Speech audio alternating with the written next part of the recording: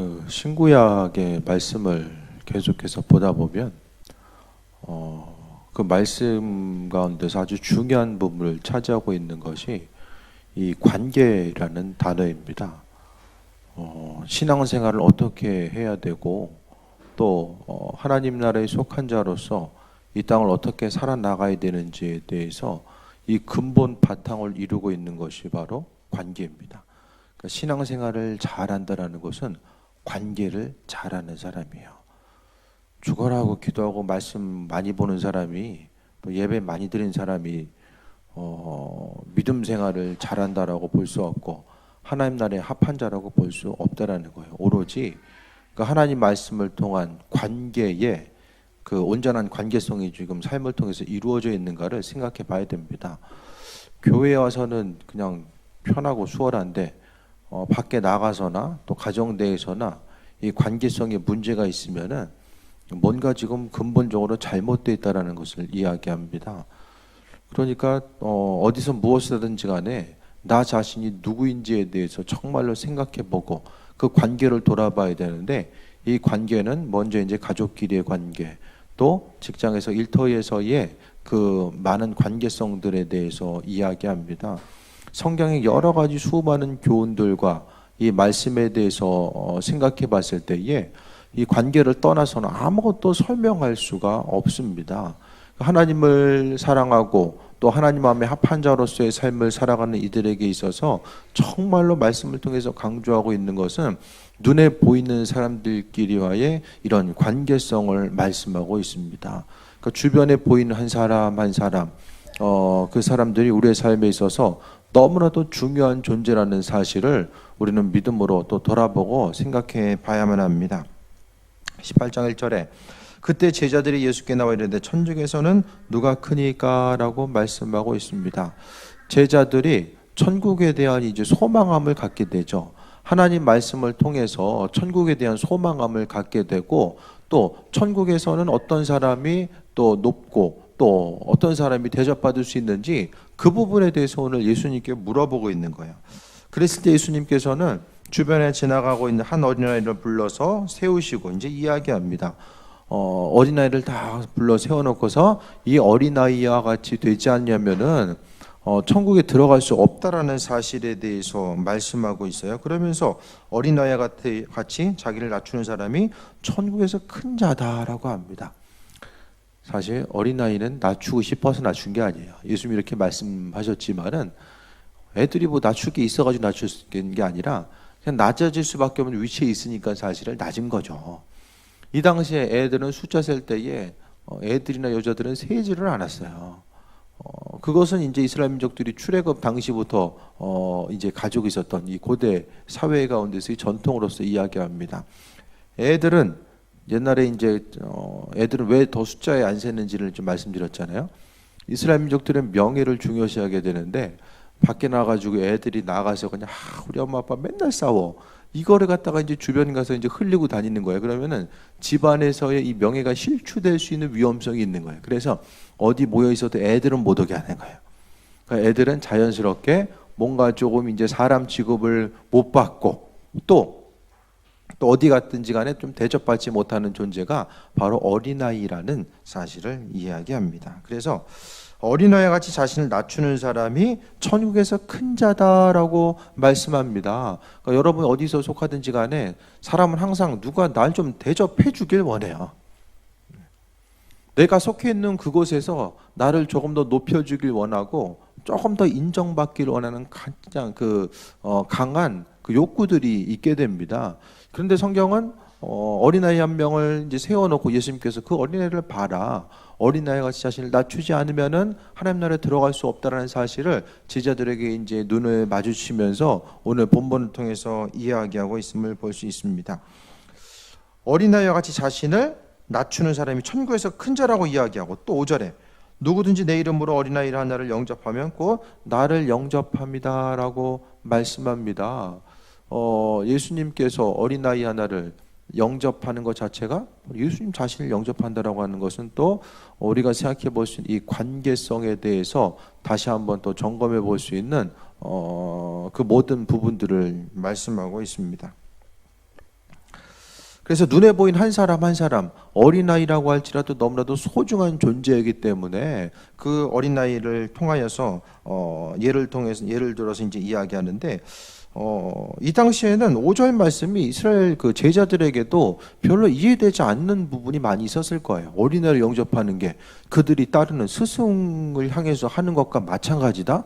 이게 별로 그들에게는 피부에 와닿지 않는 개념이었을 것입니다. 하지만은 천국에서 높은 자, 주님을 대접하는 자가 누구인지에 대해서 이야기했을 때에 눈에 보이는 그 한 사람 한 사람을 소중하게 여기고 그들을 세워나가는 과정 자체가 너무나도 중요하다라는 것을 이야기합니다. 그러니까 신앙생활함에 있어서 믿음의 본질 자체를 생각해 보면 이제 교회에서 이제 계속해서 신앙생활하면서 이제 하나님 허락하신 직분을 받고 나아간다는 건 뭐냐면은 어린아이와 같이, 그러니까 섬겨줄 수 있는 사람, 낮아짐을 통해서 섬겨줄 수 있는 사람. 그러니까 직분을 하나님께서 허락하셨다라는 것은 직분을 통해서 대접받으라고 하나님 주신 것이 아니라 그 직분을 통해서 더 다른 사람들을 섬길 수 있는 그 위치로 나아가는 것, 그것이 바로 성경적인 그 개념에서의 또 직분자의 모습이라는 것을 다시 한번 말씀드립니다. 그러니까 성경에서 보면은 관계에서 실패한 사람은 모든 것을 실패한 거예요.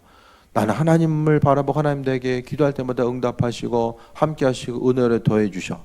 그런데 관계를 통해서 점검해 보면은 그 관계성에 대해서 실패하는 사람은 정말로 모든 것을 실패하는 사람이다라고까지 말할 수 있습니다. 그러니까 신앙생활 가운데서 이 눈에 보이는 한 사람 한 사람들과의 관계성은 바로 신앙의 중심이 될 수 있다라는 거예요.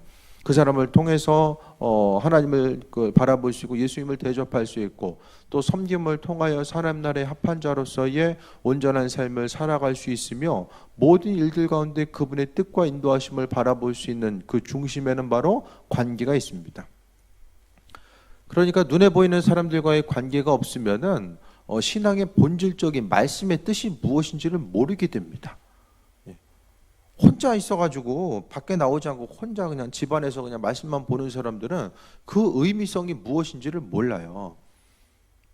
다시 말씀드리면 하나님 말씀에 대해서 구체적으로 주변 사람들과의 그 관계성 가운데서 지키고 행하는 삶을 살다 보면은 그것을 통해서 말씀의 본질적인 뜻이 무엇인지를 깨달아 알 수 있다라는 것입니다.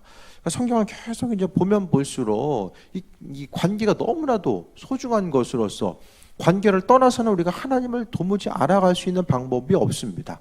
성경 말씀 읽는다고 해서 단순히 하나님 이런 분이구나 저런 분이구나 그건 반쪽짜리고 실질적인 하나님과의 관계성 그분을 알아가는 이 과정들은 말씀을 통해서 주변 이웃 사람들을 돌아보고 또 그들과의 관계성을 통해서 나아가는 것 그 관계가 믿음 생활에 있어서의 중심을 이루어야만 합니다. 여러분은 각자의 속한 곳에서 관계성은 어떻게 유지되고 있습니까? 벌들이 꽃을 찾아 헤매는 것처럼 몰려드는 것처럼 사람들이 몰려드는 사람이냐 아니면 나만 가면 사람들이 피한 사람이냐 그걸 생각해 보셔야 되는 거예요. 나만 있으면 사람들이 부담스러워요. 그럼 뭐예요? 믿음 생활 잘못된 거예요. 심각하게 고민해 봐야만 합니다. 주변 사람들이 나를 부담스럽게 여기면 믿음의 본질 자체가 잘못되어 있다는 거예요. 나는 하나님 앞에서 거룩하고 하나님은 나를 인정해 주시고 사람이 핍박당하고 어려움 당해도 그 중심을 잘 생각해 봐야 됩니다. 내가 예수님 때문에 핍박과 어려움을 내가 경험하고 있는가 아니면 내가 정말로 부담스러운 사람이기 때문에 환경 가운데 이 관계성 가운데서 어려움을 겪고 있는가 이것은 분명하게 나누어서 생각해 볼 필요가 있다는 거예요. 6절에 누구든지 나를 믿는 이 작은 자 중 하나를 실족하게 하면 차라리 연자맷돌이 그 목에 달려서 깊은 바다에 빠뜨려주는 것이 나으니라. 참 예수님께서 극단적인 얘기를 하고 있죠. 연자맷돌이 뭐야? 이게 낙이나 동물들이 이제 사용하는 동물들을 통해서 이제 굴리는 게 사용한 게 이 연자맷돌이거든요. 사람이 손으로 하는 맷돌이 아니라는 거예요. 이 맷돌을 몸에 묶어가지고 바다에 빠뜨린다. 이스라엘 민족들이 아주 싫어하는 내용이거든요. 왜? 시체를 찾을 수가 없어. 지금도 죽은 다음에 시체를 못 찾으면 상당히 이제 좀 유족들에게는 어려움이 있잖아요. 이들에게 있어서의 이런 시체를 찾을 수 없는 이런 극한, 어떻게 보면 정말 극한 형벌과도 마찬가지. 이와 같은 거. 이걸 어떤 사람, 한 사람을 어린아이, 그들이 사람 축에도 끼지 않았었던 그 어린아이를 한번 실족하게 하는 것 자체를 통해서 하나님께서는 이렇게 책망하신다라는 말씀을 이야기하고 있습니다. 그럼 이게 뭐냐? 하나님께서 믿는 우리들 한 사람 한 사람들끼리의 이 관계성을 너무나도 중요하게 여기고 있다는 사실에 대해서 말씀하고 있어요. 우리가 다른 사람들과의 관계성 가운데서 그냥 뭐 하고 싶은 말 그냥 내뱉고, 그냥 듣기 싫으면 안 듣고, 주변 사람들 가운데서 그냥 만만한 사람은 그냥 편하게 그냥 던진 얘기하고, 그 모든 것들에 대해서 성경은 이야기합니다. 아무리 쉽고 편하고 만만한 사람이라고 할지라도 그 한 사람이 내 말과 행동을 통해서 실족하게 되면 차라리 그 말 할 바에는 말하지 말고 맷돌 메고 그냥 뛰어드는 게 낫다라고까지 오늘 이야기하고 있어요. 실제로 실족하게 하는 일들이 있음으로 말미암아 세상에 화가 있도다. 다른 사람에게 실족하게 하는 그것 때문에 이 세상을 사는 데 있어서 화가 밀려온다는 사실을 말씀합니다. 실족하게 하는 일이 세상을 살다 보면 없을 수는 없으나 실족하게 하는 그 사람에게는 화가 있다. 사람을 실족하게 하는 환경들이 어쩔 수 없이 펼쳐지는 순간도 있겠지만, 하지만 그것 때문에 분명히 또 화가 있다는 사실에 대해서 말씀하고 있습니다. 그러니까 우리가 세상 가운데서 이 다른 사람들을 실족하게 하지 말라는 게 무조건 그냥 맞춰줘 그냥 굽신거리라고 그 얘기하는 것이 아니라 하나님의 말씀과 그 진리 체계 가운데서, 그러니까 우리가 하나님 말씀을 더 깊이 깨달아 알아야 되고, 또 그분께서 허락하신 음성의 귀를 기울여야 되는 것도 마찬가지거든요. 중간중간 이 상황들이 있잖아요. 상황들. 이 하나님께서 허락한 이 대명제를 실생활 가운데 어떻게 적용시켜 나아갈지에 대해서 하나님께서 그 순간순간 기록된 말씀을 적용하는 데 있어서 계시된 말씀이 레마를 받고 나아가는 과정들이 있어져야 됩니다. 그것이 없으면 뭘 어떻게 해야 되는지 이것을 분별력을 상실합니다. 하지만 가장 근본적인 것은 말을 통해서, 말과 행동을 통하여서 다른 사람들을 실족시키게 하지 마라. 하나님의 말씀과 법의 근거로 해서 보편적인 상황들이 있잖아요. 예를 들어서 딴 사람이 그냥 혼자 범죄하는데 혼자 하기엔 뭔가 좀 마음에 찔려. 그래서 우리 같이 죄를 같이 짓자 했는데 내가 싫어 하면 그 사람이 실족하잖아요. 이런 종류의 실족을 이야기하는 것이 아니라 보편적인 상황, 하나님 말씀의 기준을 통한 보편적인 상황이 이루어지는 그 부분을 말씀하고 있어요. 다른 사람들이 잘못된 길로 나갈 때는 실족하게 만들어야죠. 하지 못하게 해야죠. 그러니까 말씀 가운데서 그 중간중간에 그 의미성을 온전히 깨달아 알아야만 합니다. 8절에 더 심한 말하고 있어요. 만일 내 손이나 내 발이 너를 범죄하게 하든 찍어내버리라. 장애인이나 다리 저는 자로 영생에 들어가는 것이 두 손과 두 발을 가지고 영원한 불에 던져지는 것보다 나으니라. 9절에 내 눈이 너를 범죄하게 하거든 빼어버리라. 눈까지 빼라고 그래. 눈까지 빼라고 해요. 이야기해요. 한 눈으로 영생에 들어가는 것이 두 눈을 가지고 지옥불에 던져지는 것보다 나으니라. 실제적으로 팔다리 자르고 돈 빼라는 소리는 아닐 거예요. 예수님께서 이와 같이 말씀하신 것은 그만큼 중요하다라는 거죠. 한 사람을 실족하지 않게 만드는 것 자체가 얼마나 중요하냐. 또 다른 사람을 실족하게 만들면 그것을 통해서 나중에 우리가 감당해야 될 것들이 분명하게 있다는 사실을 본문을 통해서 말씀하고 있습니다. 여러분은 어떤 관계성을 가지고 있습니까? 주변에 속한 곳에서 관계만 잘해도 복음이 전파돼요. 관계를 잘못하면은 주님의 영광이 드러날 수도 없고 또 복음 전파의 사명을 감당할 수도 없음을 말씀드립니다. 그러니까 살아가면서 죄 짓는 것, 다른 사람들을 무엇보다 실족하게 하는 것, 내 손이나 내 발이 너를 범죄하게 하거든. 이 범죄함의 모습에서 어떤 범죄를 이야기해요? 관계에서 오는 범죄를 이야기합니다. 창세기부터 계시록까지 다 관계를 이야기해요. 하나님과의 관계, 이웃과의 관계, 가족 간의 관계. 그 사람들과의 관계를 율법의 계명도 그렇고 다 관계를 어떻게 해야 되냐, 이것을 끊임없이 지금 말씀하고 있어요. 그럼 교회 안에서의 관계, 가족끼리의 관계, 이 관계에 실패하고 나서 천국에 갈 수 있다? 이건 넌센스죠. 할 수 없어요. 관계가 깨지면 천국 갈 수 없어요. 아니 주변 사람들이 관계가 안 좋은데 어떻게 천국을 가요? 그래서 하나님과의 관계성이 또 깨져 있다는 것을 의미합니다. 그 중요한 것은 눈에 보이는 사람들 가운데서의 믿음을 통한 이 관계성, 하나님의 백성으로서의 그 삶을 살아가는 이 관계성, 특히 믿는 사람들은 믿는 사람들끼리의 관계성이 너무나도 중요하다는 거예요. 내가 정말 은혜가 넘쳐. 근데 관계가 안 돼. 받은 은혜는 성경에 나와 있는 것처럼 어린아이 하나를 대접하라고 말씀하셨던 그 말씀의 본질에 비춰 보아서 우리의 삶은 분명히 행함을 통해서 나타나야만 합니다. 말씀을 통해 은혜 받았어. 저런 것도 있네. 이제 깨달았어.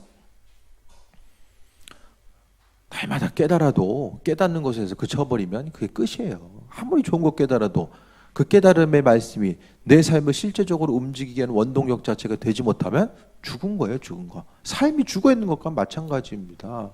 하나님 말씀을 쭉 들어오는 과정 가운데서 주의 말씀을 듣고 난 이후의 삶, 여러분의 삶의 모습이 정말 주님 원하시는 이 관계에 대해서 내가 정말 소중하게 여기면서 살아가고 있나, 그것을 생각해 봐야만 합니다.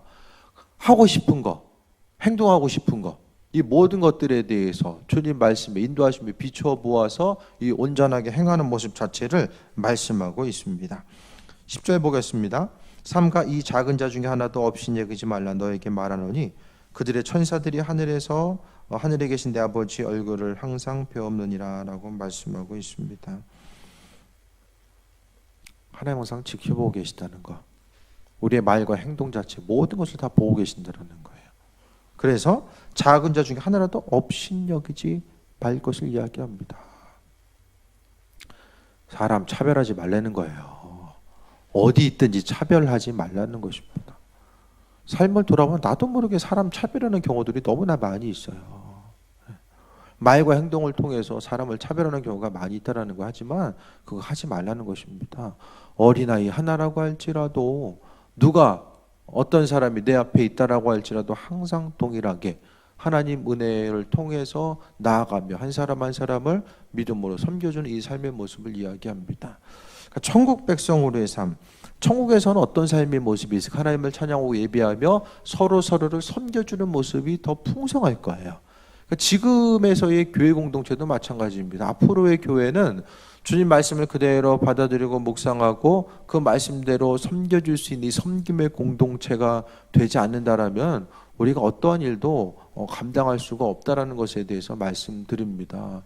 교회 가운데서 우리가 내 손이 가야 되고 또 한 번 더 섬겨줘야 될 일들이 많이 있잖아요. 내가 할 일, 교회 안에서는 내가 할 일과 네가 할 일이 딱 정해져 있는 게 아니잖아요.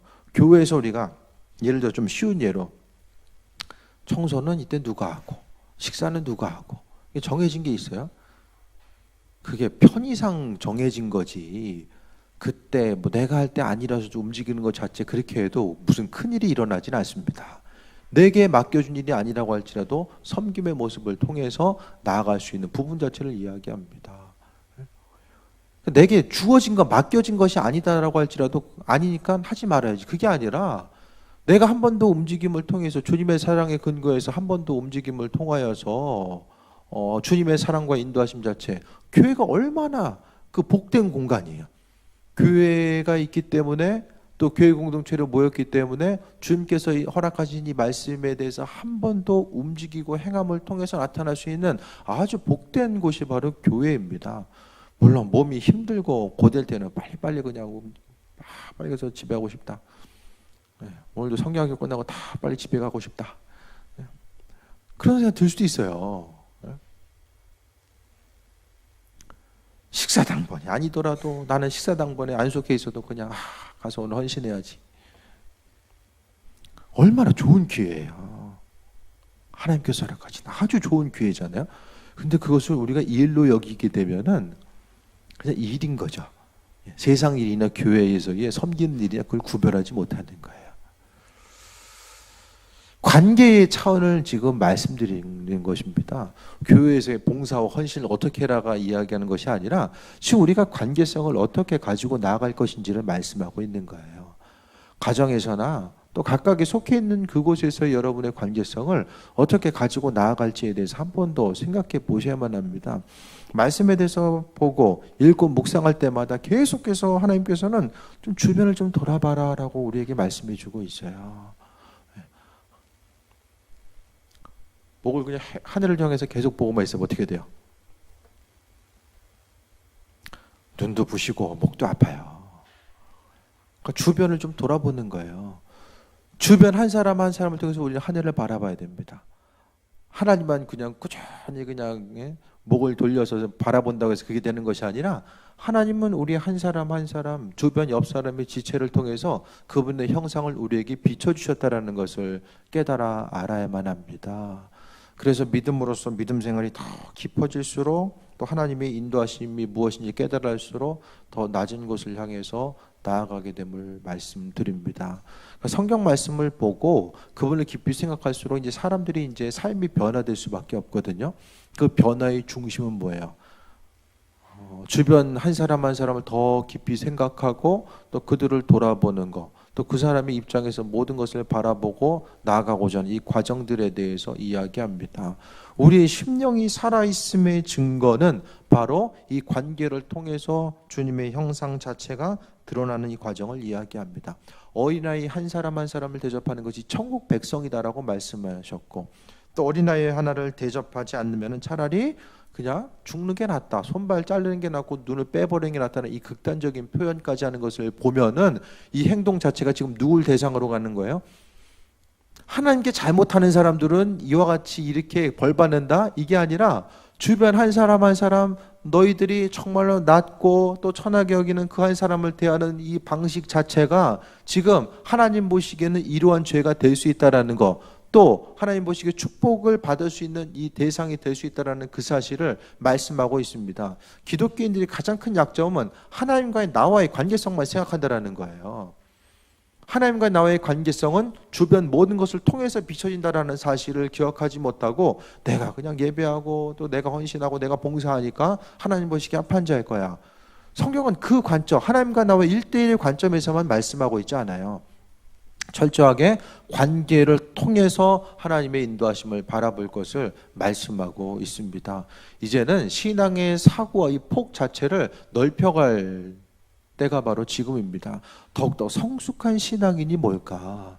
신앙생활이 성숙한다라는 거, 그 부분에 대해서 생각했을 때에 우리가 어떤 신앙적인 경건한 행동에 대해서 계속해서 추구하면서 나아가는 거, 그것이 아니라 이 관계성, 내가 지금 속해 있는 곳에서 한 번의 관계성 자체, 또 내가 한 번 더 움직임을 통해서 하나님의 예비하심을 발견할 수 있는 것.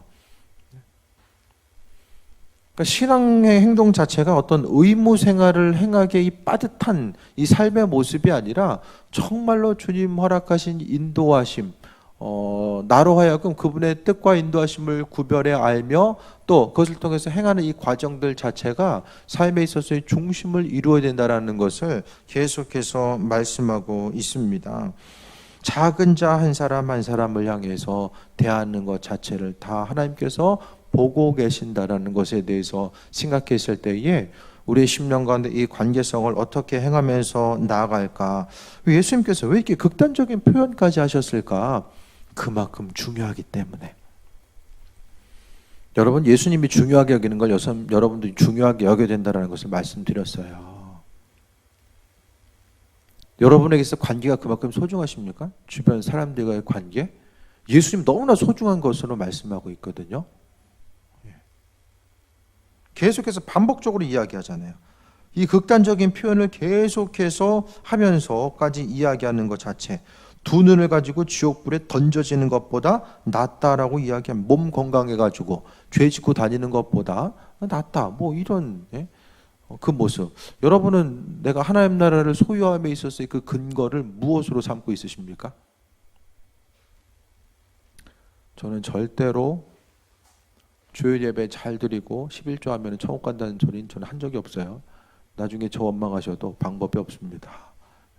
스스로 생각하기에 저는 신앙의 본질 자체, 그러니까 결국 이 신앙의 메시지는 천국을 중심으로, 모든 분모는 하나님 나라를 중심으로 해서 나머지 메시지가 선포될 수밖에 없어요. 왜? 우리 영혼 구원받아야 되니까. 그 모든 것들을 우리가 생각한다라면은 성경을 통해서 예수님도 분모가 그거였어요. 하나님 나라. 하나님 나라는 이런 것이고 어떤 사람이 하나님 나라에 합한 자다.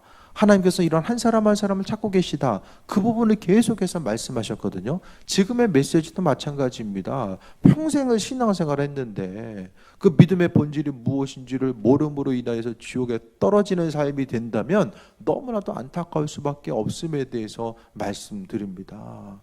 새 힘을 얻고 우리가 나아가야 되며 이 관계성 자체, 눈에 보이는 환경에 어려움이 있을 때에 그 어려움을 통해서 우리는 이 관계에 대한 어려움, 너한테 잘해주는 사람만 잘해줬을 때에 무슨 상관이 있겠느냐고 지금 말씀하셨잖아요. 그 눈에 보이는 환경이 어려움이 있을 때에 그 어려움의 환경을 내 방법대로가 아니라 주님 하라고 하신 그 말씀에 근거해서 행하고자 했을 때에 하늘의 상급이 있다라는 사실을 분명하게 말씀하고 있습니다. 우리 한 사람 한 사람에 있어서 지금 이 어린아이와 같은 자가 누구인가? 내 주변에는 이 어린아이는 누구인가? 그 어린아이를 대할 때에 내 삶의 행동 자체는 지금 어떻게 하는가? 저 사람은 나보다, 저번 사람보다 내가 좀 나은데, 뭔가 좀 우월한 생각을 가지고 그 사람들을 바라보면서 또 실족하고 하고 있지는 않는가를 또 생각해 봐야만 합니다. 관계가 너무나도 소중합니다. 교회에 있어서의 관계성도, 그러니까 주일 이 시간 우리가 생각했을 때 하나님과의 관계를 통해서 내가 새 힘 얻어야지. 그 새 힘을 어떻게 얻어요? 찬양 열심히 하고 말씀을 통해서 오늘 좋은 말씀이네, 이거 하면 새 힘이 생겨요? 없던 기운이 뻗쳐요 그냥?